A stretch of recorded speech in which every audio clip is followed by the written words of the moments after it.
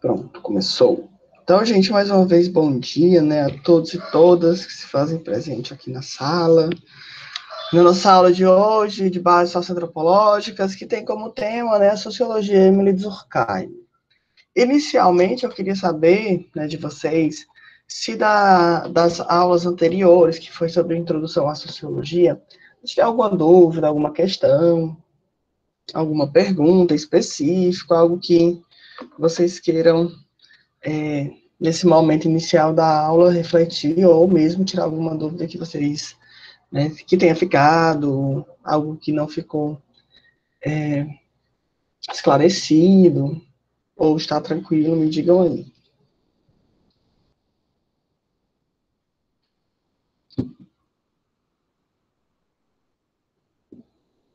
Então, tá todo mundo quietinho, então eu acho que tá tudo ok, né?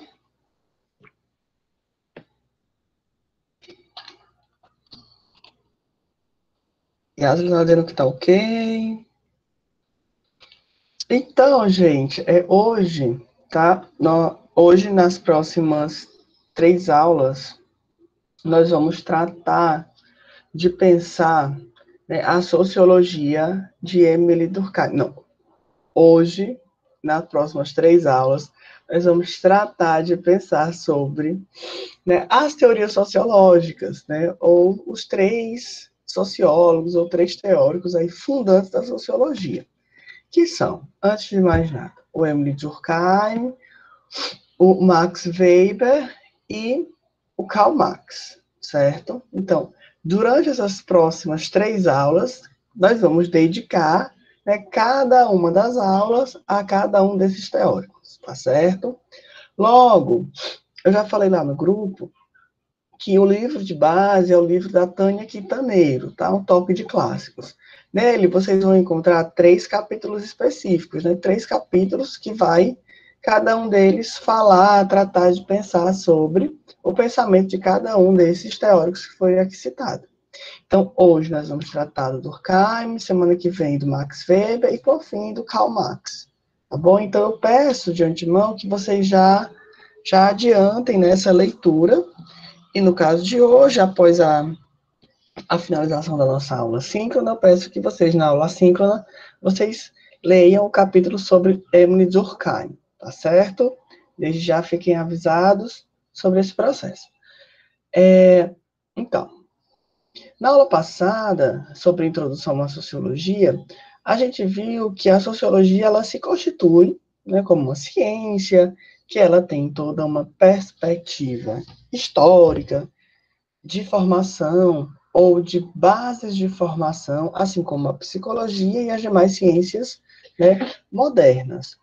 E essa base de formação ela está correlacionada a todos os processos, né, da modernidade, desde os processos de industrialização, os processos de movimentos artísticos e culturais, também a mudança nas formas de trabalho que foram oriundas da industrialização, dos processos de industrialização, os modos econômicos e também as formas de governo. Então, tudo isso vai desembocar, vai gerar, né, um campo propício para que a gente tenha aí o surgimento das ciências modernas, em especial as ciências humanas, certo? Incluo aqui a antropologia, a sociologia, as ciências políticas e também a própria psicologia, como vocês já devem estar, né, pensando em outras disciplinas.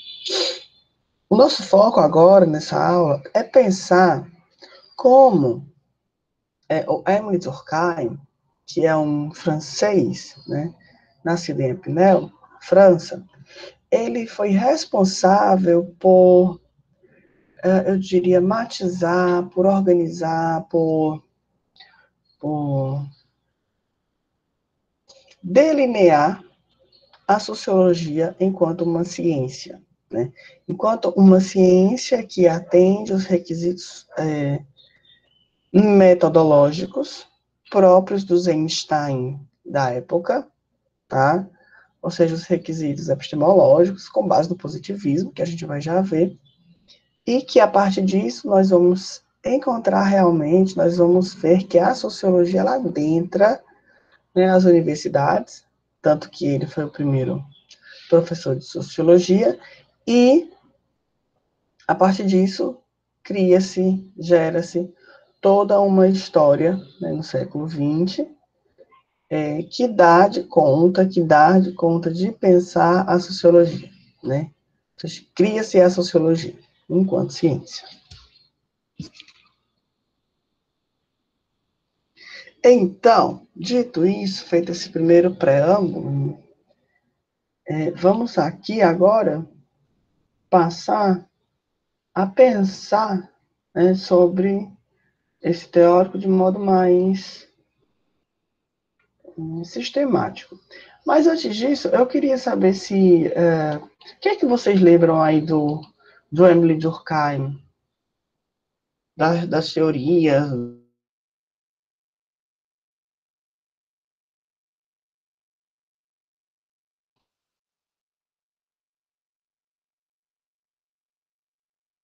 Professor, pode repetir a pergunta, por favor? Sim, o que é que vocês lembram do Emile Durkheim, assim, das aulas de sociologia do ensino médio ou em outros lugares, né, da teoria, do pensamento, né, assim, o que é que quando vocês escutam esse nome, né, Emile Durkheim, o que é que vocês lembram?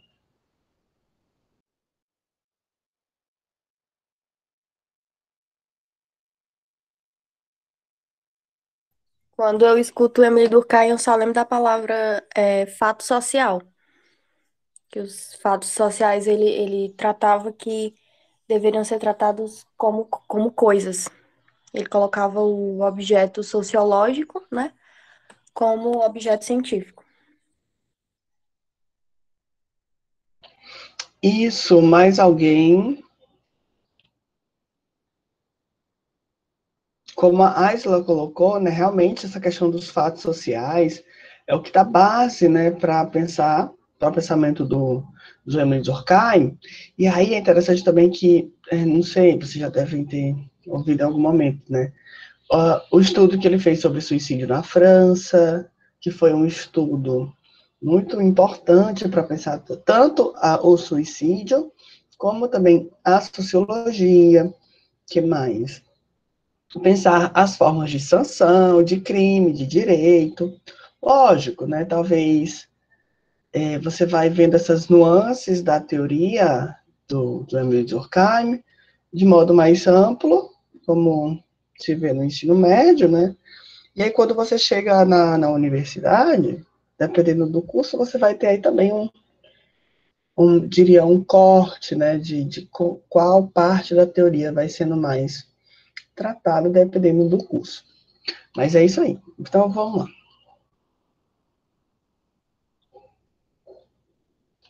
Vou apresentar aqui.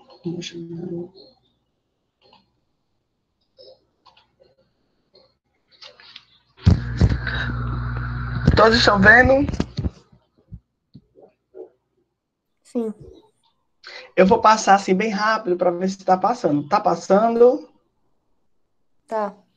Pronto. Porque geralmente das outras vezes que eu coloquei lá no, no outro não ficou, não. Então, vamos lá. Nossa aula na teoria sociológica em Emile Durkheim.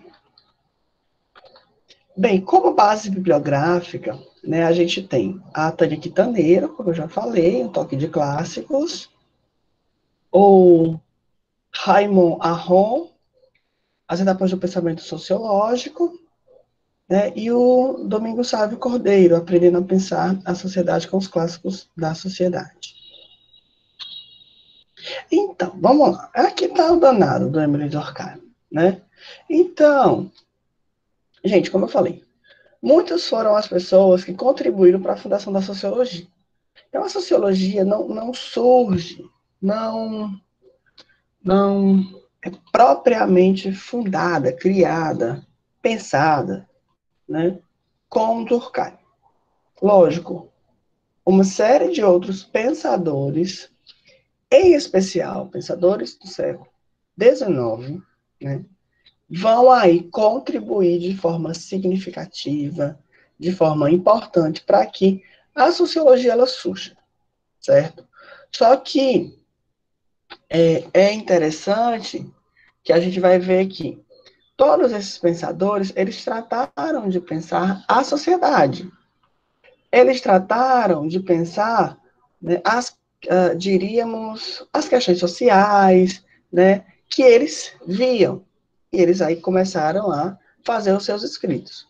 Só que é com Durkheim que a gente vai ver uma sistematização. É a partir da obra de Emile Durkheim que nós vamos ver procedimentos próprios do método científicos aplicados a todas essas análises já feitas ou análises que serão propostas, né?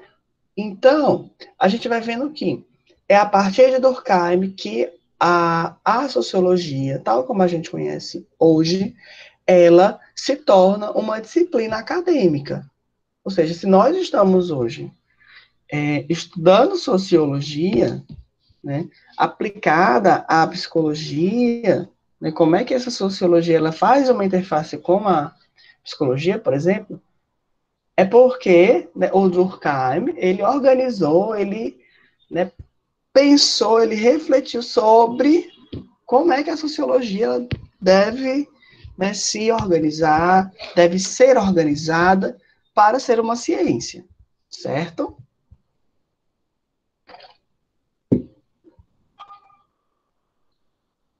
Então, o que é que o Raymond Aron, que é esse sociólogo francês, que eu tenho lido bastante, assim, os textos, principalmente esse livro, As Etapas do Pensamento Sociológico, esse daqui, eu creio que ele deve ter na internet para fazer download.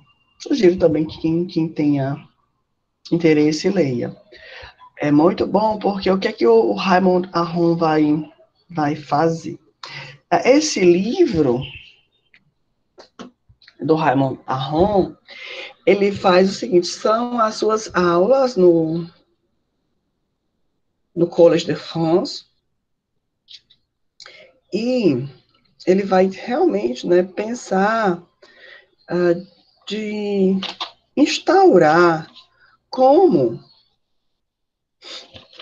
a sociologia ela foi formando-se e também como grandes nomes foram importantes para a criação da sociologia ou do pensamento sociológico, tá?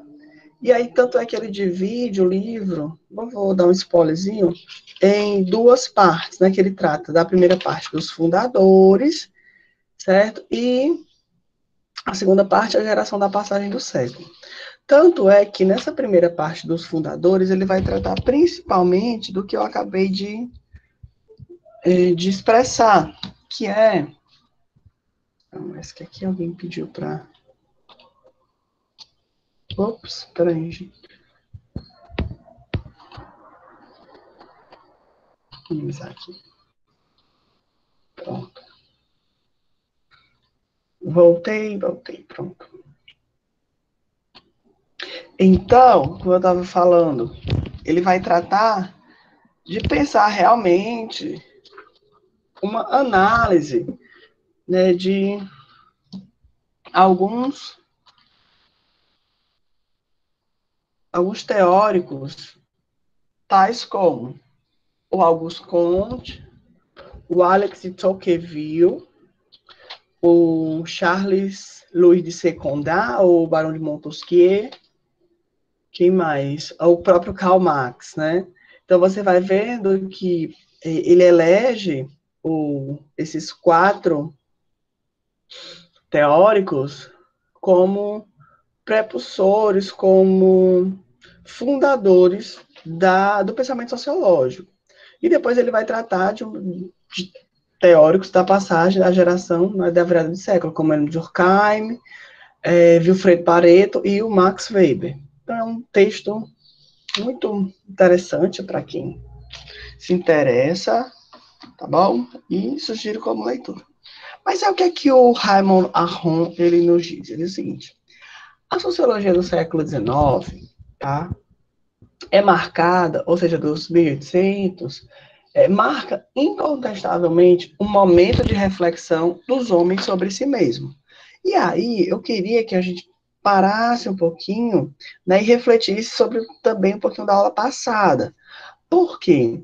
É muito interessante que num período de 300 anos, vamos colocar de 1400 a 1700, né, que foi o período que a gente tratou de pensar, que é o período da modernidade, que é o período onde a gente vai vendo todos esses processos de transformação da sociedade, das tecnologias, das formas, né, de governo, das formas como as pessoas começam a viver a sua vida. Então, todo esse processo vai desembocar, né, vai desaguar no século XIX. E aí vai ser um momento onde os pensadores, as pessoas, elas vão começar a fazer uma reflexão sobre o próprio homem.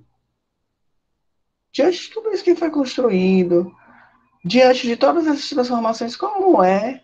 O que é que está acontecendo nessa sociedade? É como se é interessante, nessa fala do Arron, que é como se ele dissesse assim para a gente, olha, a mudança está feita, a gente tratou de pensar tecnologia, ciência, processos de novas formas de pensamento, subjetividade, novas formas de encarar a vida. E aí, o que é que resultou disso? Que sociedade é resultado de tudo isso? Então, é nesse momento, né, como ele coloca, momento em que o social ele é tematizado, como tal é tematizado, com seu caráter equívoco, ora relação elementar entre os indivíduos, ora entendida como global. Isso é importante, por quê? Porque a gente vai vendo que as análises, né, do Comte, do Tocqueville, do Marx, né, elas vão sempre fazendo esse movimento. Ora se trata de pensar um indivíduo, uma relação entre os indivíduos, mas também tem momentos que essa análise ela se dá para uma extensão, né, para o global. E aí, gente, é o seguinte, como eu falei, o Raymond Aron, ele traz 4 teóricos, né, o Barão de Montesquieu, o Auguste Comte, o Alex Tocqueville e o Karl Marx. Aqui eu vou tratar o Barão de Montesquieu, ele já é mais, ele vai tratar lá, né, do espírito das leis, ele vai tratar de como essa perspectiva da divisão entre os poderes. E eu trouxe para a gente pensar para a gente pensar esses antecessores, né, do pensamento de Durkheim, 2 nomes, o Auguste Comte e o Alex Tocqueville. Vocês podem ver aqui no cantinho que tem assim. Nessa lista também se enquadra o Karl Marx, mas haverá uma aula específica, tá? Eu vou passar rapidamente sobre o Auguste Comte e o Alex Tocqueville. Lógico, quem tiver interesse, quem tiver maior interesse mesmo, assim, de se aprofundar, tem vários textos, tem vários vídeos que falam sobre. Mas eu vou fazer uma rápida passagem para que a gente entenda também como é que esse pensamento do Durkheim, para que ele chegue, por exemplo, ao conceito de fato social, se forme. Tá? Então, aqui a gente vai passar de modo rápido, eu acho, né, ao meu ver, porque se a gente fosse pensar, a gente teria uma aula só sobre Comte, uma aula só sobre Alice Tocqueville. Mas é que a gente vai tentar atravessar esse pensamento para ir, vamos, catando, assim, elementos para que a gente entenda o pensamento de Durkheim. Dito isso, né, partindo desse pressuposto do Raymond Aron, vamos lá. Quem foi Auguste Comte? Então, Auguste Comte, né, nascido aí em 1798 e falecido em 1857, ele, né, foi um filósofo de grande importância, em especial com a sua ideia de positivismo. E o que é esse positivismo? Que talvez é uma coisa que a gente sempre escuta bastante, né? São ideias positivas, né? A gente aprende que, por exemplo, o lema da bandeira do Brasil, que está lá escrito ordem e progresso, é um lema positivista. Então, a gente sempre está aí, de uma certa forma, escutando ressonâncias dessa perspectiva das ideias construídas pelo Auguste Comte. Mas o que acontece? O Auguste Comte, ele, né, enquanto filósofo, ele vai tratar de pensar, ele vai ser um dos primeiros filósofos a propor o seguinte: olha, a humanidade, ela passa, né, por uma evolução. A humanidade, ao longo do tempo, vem passando aí por uma série de evoluções, e hoje nós estamos é isso hoje, nos anos de 1800, lembrem disso, tá? Não hoje, 2021, mas lá para a banda de 1800, primeira metade do século, né?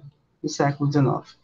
E hoje nós chegamos a um novo estágio, ao estágio, né? O estágio positivo. Tanto é que aí na terceira parte tem assim a lei dos três estágios. Eu vou falar disso e aí depois eu explico positivismo e materialismo. O que acontece? Para Comte, a humanidade ela fez o seguinte, olha, num primeiro momento, a humanidade ela estava num estágio ou numa idade teológica. O que é isso, né? É um momento onde as explicações, as formas de entender a vida, seja ela individual, social, elas estavam bastante ligadas a explicações da ordem do sagrado, tá bom? E aí, quando a gente está falando aqui de sagrado, eu estou falando de uma forma geral e ampla. Todas as sociedades que buscavam, né, aí explicações de ordem mitológica, de ordem teológica. Era uma explicação onde o sagrado me dizia, seja Deus, seja uma perspectiva monoteísta de um único Deus, seja uma perspectiva politeísta de vários deuses, mas o mundo, as coisas do mundo, elas eram explicadas através dessa perspectiva. Isso é que o Comte nos apresenta. Ele vai dizer o seguinte, olha, chegou um momento da história da humanidade onde essas explicações que estavam ligadas ao sagrado, a Deus ou a deuses, né, ela não mais servia, ela não mais dava de conta, certo?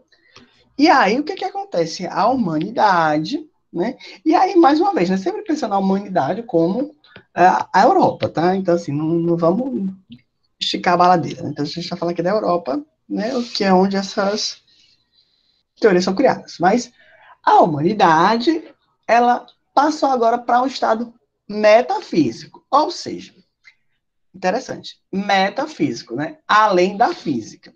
Agora, as explicações para todos os fenômenos, para a gente entender a sociedade, as pessoas, os indivíduos, como se organizam, né, o que é a vida, o que é a morte, ela agora já tem um novo estágio de explicação, que não é mais unicamente, né, essa perspectiva religiosa, mas agora a gente tem uma perspectiva metafísica, ou seja, eu já observo que os seres humanos começam a voltar-se para explicações que envolvam perspectivas físicas. O que está acontecendo? Mas, ainda assim, existe um olhar para além dessa física. Há coisas que os seres humanos, nós humanos, não conseguimos explicar. Por isso, essa perspectiva da metafísica. E o último estágio dessa evolução, que é o estágio que Comte estava, né, dentro dessa perspectiva, é que ele vai dizer que depois dessa metafísica, chegou-se à idade positiva. E o que é essa idade positiva? Certo?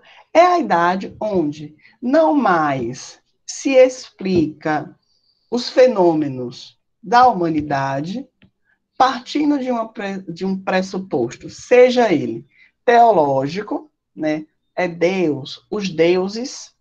Também não é uma perspectiva puramente, né, metafísica, que tem coisas que eu sei explicar, mas tem coisas que eu não explico, então dentro desse movimento eu fico nesse giro. Ele vai dizer que agora estamos na idade positiva. E aí eu volto lá para o primeiro pontinho. O que é o positivismo?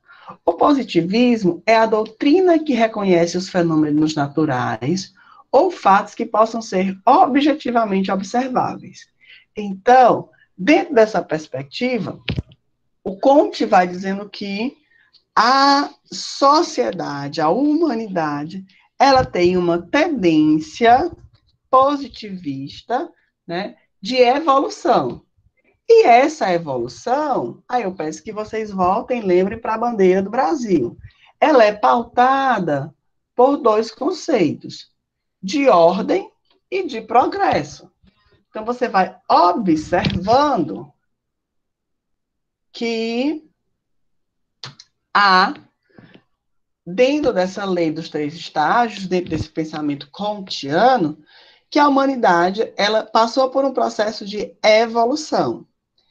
E esse processo de evolução inclui o quê?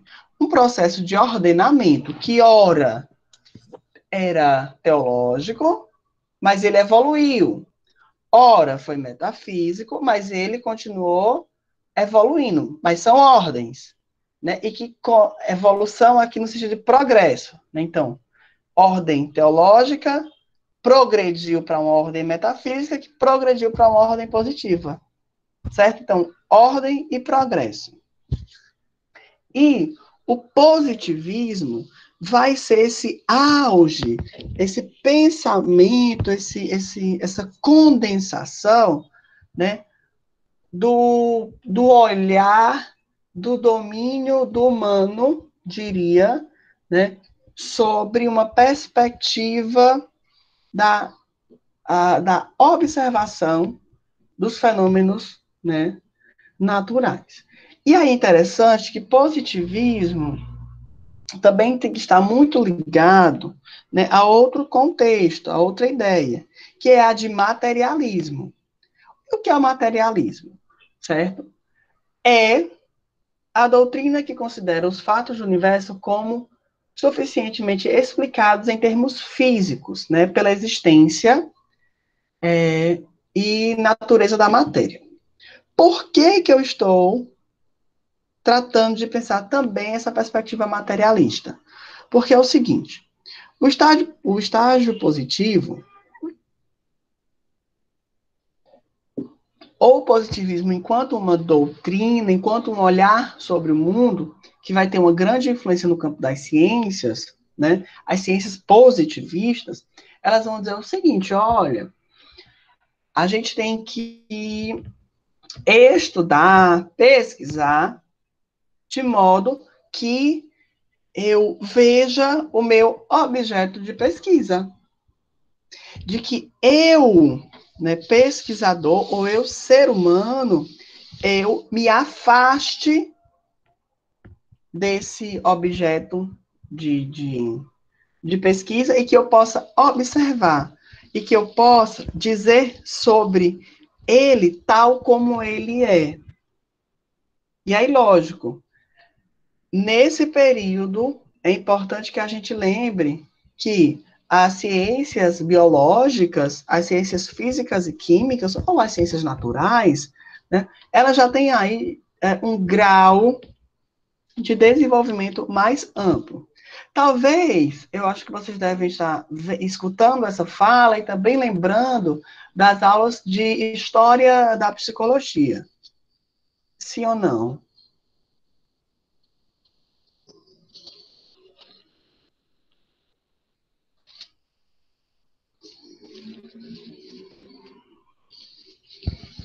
Oi? Gente, vocês estão aí? Estamos. Ah, tá. Então, por que eu faço esse paralelo com as aulas de história da filosofia, história da psicologia? Porque, assim como nós vamos já ver, o Durkheim buscou, né, fazer esse processo, principalmente como derivação, ele vai ser muito influenciado, principalmente pelas ideias de Comte, né, de um método de afastar o pesquisador do objeto pesquisado. A gente vai observar também de uma perspectiva materialista, de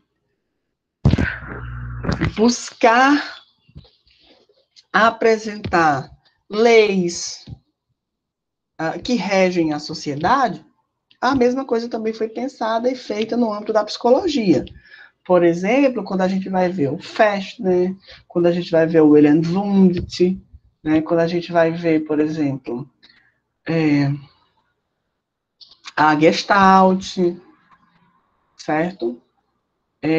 Todos esses teóricos, eles vão também estar dentro desse movimento de olhar mais positivista, né, de buscar leis, de buscar teorias, né, que falem sobre o fenômeno, afastando-se do objeto de estudo, tá bom? E aí, é importante, quem é que criou o termo, né, sociologia? É o Comte, lá em 1938. E aí, o que é que acontece? Ele já vinha falando, né, de uma física social, o termo que ele utilizava, uma física social. Mas aí depois ele cunhou o termo sociologia. É só uma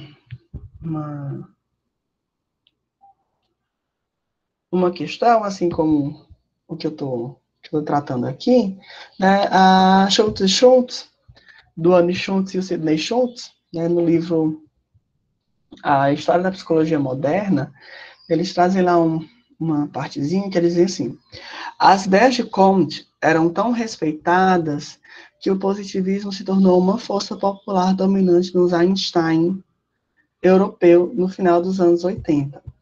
Então, esse olhar, nessa forma de ver, né, o mundo, de pensar as ciências, foi bastante difundida, foi bastante, né, popular.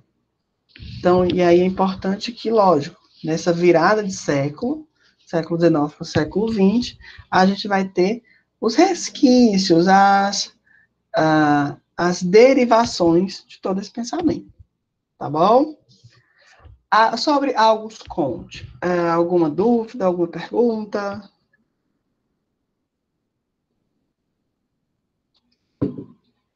Tá ok, não tá?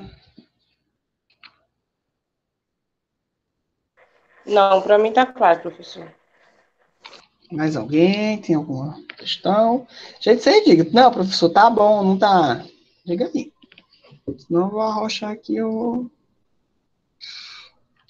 Então, dito isso, eu também queria apresentar para vocês, né, um senhorzinho chamado Alex Tocqueville. Né? Alex Tocqueville, francês também, nascido em 1805, falecido em 1859, tá?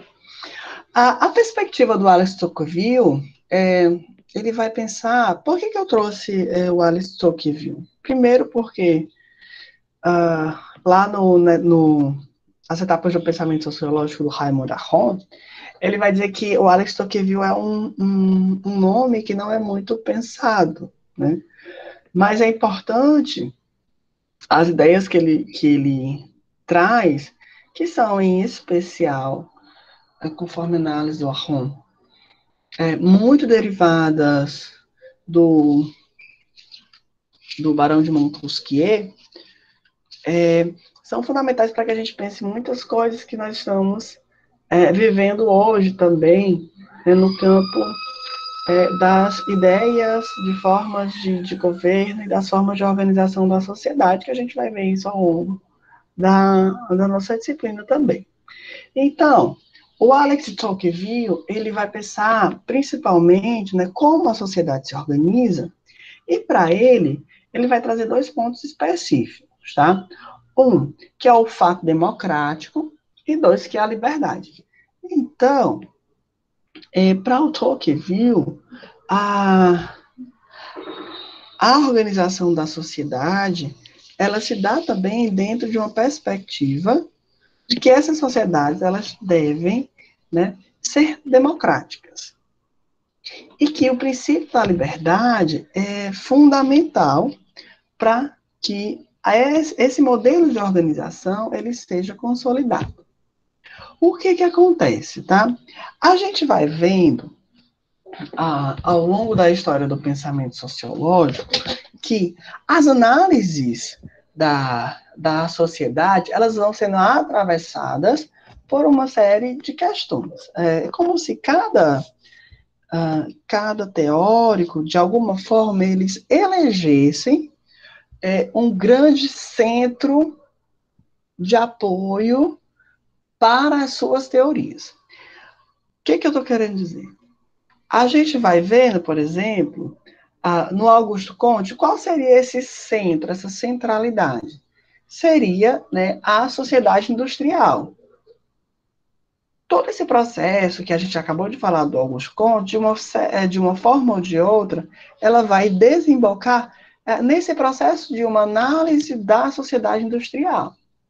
Se a gente pensar, por exemplo, no Karl Marx, a gente vai ver que toda a perspectiva analítica em torno da sociedade vai desembocar na ideia do capitalismo, certo? Ou seja, as formas, né, do capitalismo, as formas como essa organização, né, ela se dá no âmbito social. E aqui no Alex Tocqueville, a gente vai observar que todo esse movimento dele vai girar sobre o fato democrático, tá? E aí, lógico, é importante que a gente pense que o Alex Tocqueville é um teórico que vem depois, né, ele também já vem depois das revoluções, já vem depois de uma série de processos de lutas, né, da própria França, e ele vai começando a organizar o seu pensamento em torno dessa perspectiva. E é o que acontece, né? Ele vai também tratar de pensar a pluralidade dos regimes políticos, ou seja, enquanto outros vão tratar de pensar a economia, a forma de organização dos modos de produção, o Alex aqui vai dizer o seguinte, olha, é como se ele dissesse assim, eu posso ter uma sociedade industrializada, eu posso ter uma sociedade que tem como base econômica o capitalismo, só que eu tenho também que pensar como é que se dá o regime político dessa sociedade, se eu quiser entendê-la. Por quê? Porque eu posso ter uma sociedade que é industrial, que é capitalista, e que não necessariamente tem um regime democrático. Por que ele faz essa perspectiva e esse estalo de pensar os regimes políticos? Porque dentro desse processo de evolução, em especial que estava se vivendo na época, né, a ideia de democracia, das repúblicas, de todos esses processos, né, estavam aí presentes. É como se fossem sinônimos, tá certo? E o Alex Tocqueville vai assim, olha, o negócio não é bem assim, né? Então é preciso que a gente, né, veja também, para que se a gente quiser entender como se dá esse processo da organização das sociedades, é preciso que a gente veja como se dá a organização dos regimes políticos. Dito isso, ele vai dizer o seguinte, qual é a base para pensar a sociedade? É que, se eu estou falando de democracia, a igualdade de condições sociais, tá? Então, como diz o Raymond Aron, Tocqueville não pode conceber que a liberdade dos modernos tenha como fundamento e garantia a desigualdade de condições. Então, de uma forma ou de outra, o Tocqueville ele está pensando justamente esse processo das igualdades de condições. E também, o Tocqueville ele vai ser muito importante para que a gente pense o individualismo. Por quê? E aí é muito interessante esse ponto, porque o Durkheim também vai falar um pouquinho, vai falar sobre essa individuação. Porque para o Tocqueville, as democracias, né, promovem o individualismo, né? Por quê? Porque quando eu tenho uma perspectiva democrática, para ele, o cidadão ele tende a olhar para si, né, e não mais para a tradição. Gente, feita essa primeira parte, antes de a gente entrar propriamente no Durkheim, eu queria pedir para a gente ter uns 10 minutinhos de intervalo, para quem quiser beber água, para quem quiser ir no banheiro, quem quiser ver a Ana Maria, não sei se já começou, mas ainda dá tempo, assistir o jornal. Então, 10 minutinhos, são 8h28 aqui no meio, então quando for 8h38 a gente volta, tá bom? Tranquilo.